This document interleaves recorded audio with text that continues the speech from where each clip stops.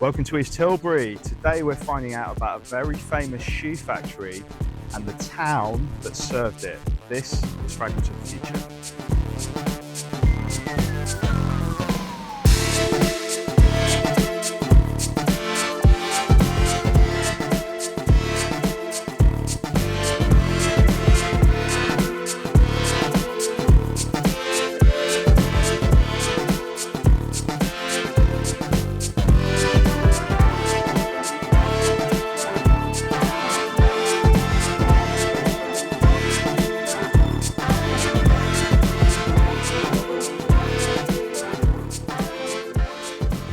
Behind me is the Bata shoes factory in East Tilbury, built at the start of the 1930s after they bought all this farmland right on the banks of the Thames, which runs along there just outside. Tim Burrows is a great writer, talks about this story in The Guardian in a great article. He calls what happened here the Fordism of footwear, and I think that's a perfect way to describe it. Thomas Bata was a Czech entrepreneur, businessman, and he was fascinated by what Henry Ford did, and he decided to emulate that with shoes. There was a famous HQ and factory and village in Zlín, in Czechoslovakia, now Czechia, Czech Republic, which at the start of Thomas's life was, of course, Austria-Hungary. Bata shoes emerged from his vision, and like a lot of these businesses, was built from the ground up. At Zlín, he built a modernist town surrounding the factory, and it was visited by all sorts of people, including Le Corbusier, who was taken by it. The Czech group of Czech artists that designed it were students of Corbusier and of Frank Lloyd Wright, and indeed those same Czech architects came here and built this factory and this town in East Tilbury in Essex. We are about 20 miles from London, in the part of the Essex countryside which starts to become slightly less industrial, though there's a lot of power lines around and port facilities, but there's also fields where people are farming.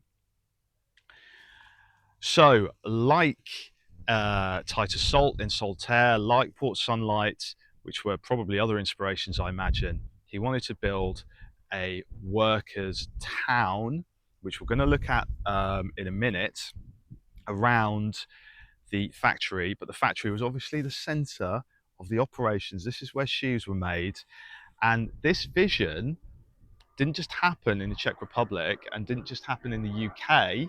It happened all around the world, interrupted by something that looks like a meteor. That is a very vintage jet aircraft. Maybe a gnat, I'm not sure exactly. But this party trick was repeated in Indonesia, in India, in Brazil, in Poland, all around the world. They did this, and they created a global shoe empire. Thomas Bata, 1876 to 1932. You'll notice he died while this project was underway. Like JFK Jr., it was a plane crash. What's the lesson we've learned? Don't get in private planes. Don't pilot private planes. Thomas Bata's family then took over, but he'd obviously created a company that had become this global force. I believe still family owned as well, but with these factories all around the world, it became this global brand. You think of these brands that you see everywhere, despite them not being in Britain, C&A, Bata, they're all over the place. And yeah, that was certainly one of them. So Bata Shoes lives on, and here's the statue to remember Thomas. East Tilbury Village Hall.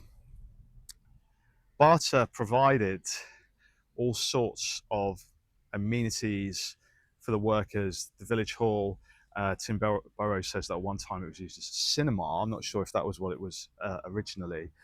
Um, there were shops, sports facilities over there, pitches. Um, so they wanted to provide a better life. I'm really torn with these company towns. I've always found them fascinating, and it's fair to say that it's definitely better to provide everything for your workers rather than treating them as expendable um, labor and not caring for them, of course.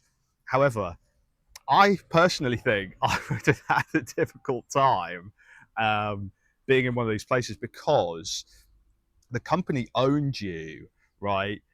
As long as you had the job there, you were fine. If you lost the job, you were obviously in big trouble. But you kind of had to abide by all the rules. You had to do things properly.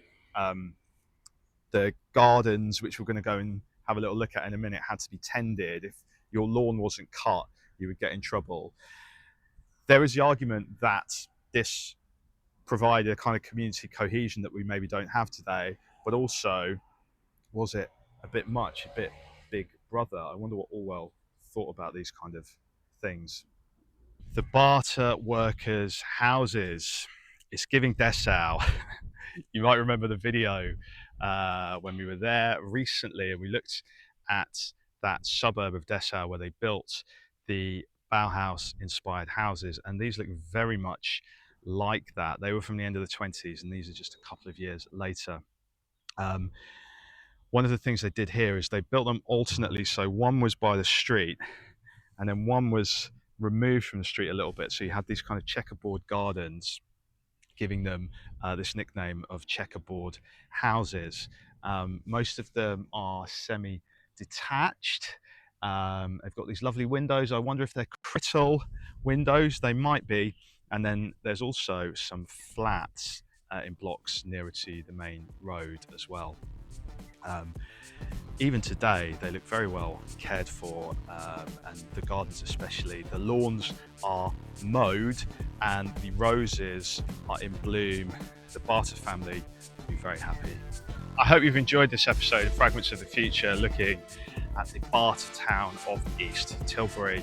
It's been a very hot day. Sorry about the shirt. I needed it because it was very sweaty. If you've enjoyed this video, maybe you'd like to subscribe if you want to see more. Leave a comment if there's anywhere that you'd like to look at next. And do join me very soon for another film. I've been Christopher Beanland. This has been Fragments of the Future. Thank you and bye-bye.